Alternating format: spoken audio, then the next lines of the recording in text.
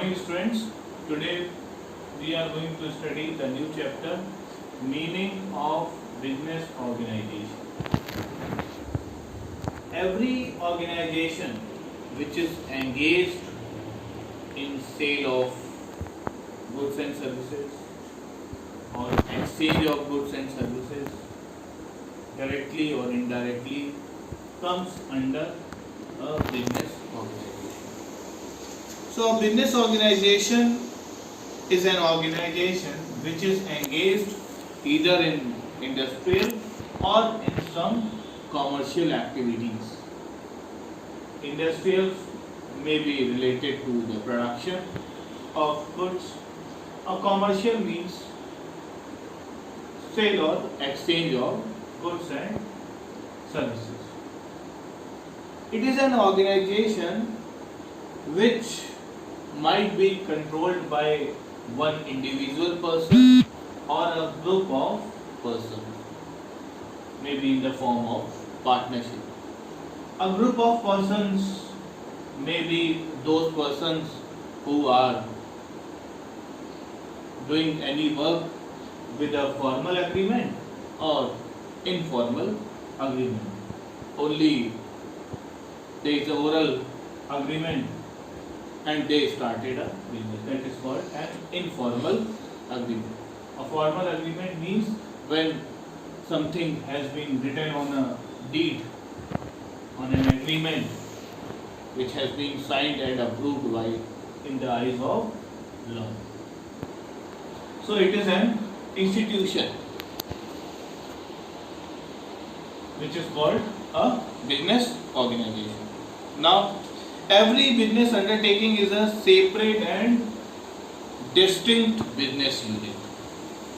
Every business organization is a separate and distinct business unit. Means it is not related with any other business unit. Every business unit has its own name, own way of accounting, and even when a business organization prepares its accounts, it is separate from its owner.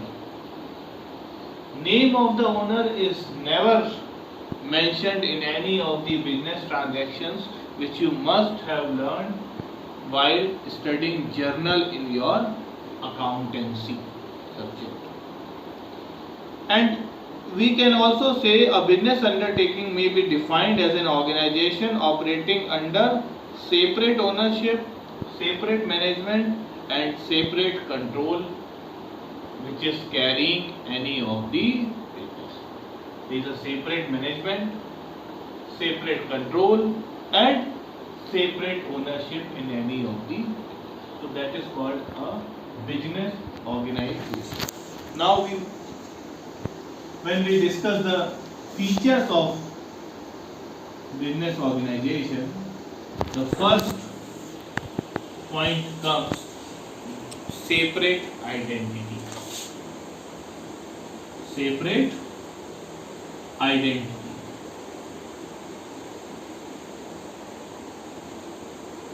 Again the same point. Separate identity means every business has a separate identity. It has separate name which is distinct from others and separate existence. Its liabilities and assets are independent of the other undertakings. It's nothing got to do with any of the other business unit or business organization. It has got its separate name. Name might be same of any other organization if it is not registered, but it will have, both will have its separate identity and separate ownership. Next, independent ownership. Independent ownership.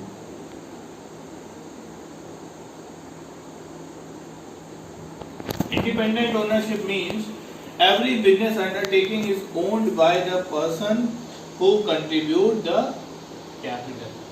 Business owner will be that person only who has contributed in the capital of any of the. There might be many persons working in any of the organization, but all will not be called its owners. Only those who have contributed in the capital, they are called the owner of any. Maybe a manager is working who is also getting 10% of the profit of any organization, but he will never be called its owner because he has not contributed any amount of capital while forming the company. In the formulation of a company, he has, or in the formulation of any business, he has not contributed in, so he will not be. Next is independent management.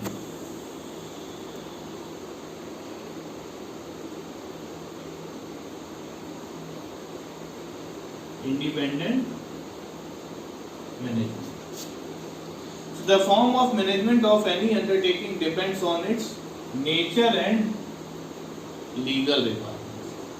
When an organization is formed, all legal requirements are kept in mind. Nature of the business is kept in mind. Size of the business is kept in mind. Three things are kept in mind: nature, size, and its legal formalities or legal requirements while forming of any business organization. But in every business undertaking, there is independent management. The management takes its own decisions, and the management of one organization does not interfere in any of the working of any other business undertaking or business organization. And last but not the least, which is called the universal phenomena, profit, or we can say element of risk.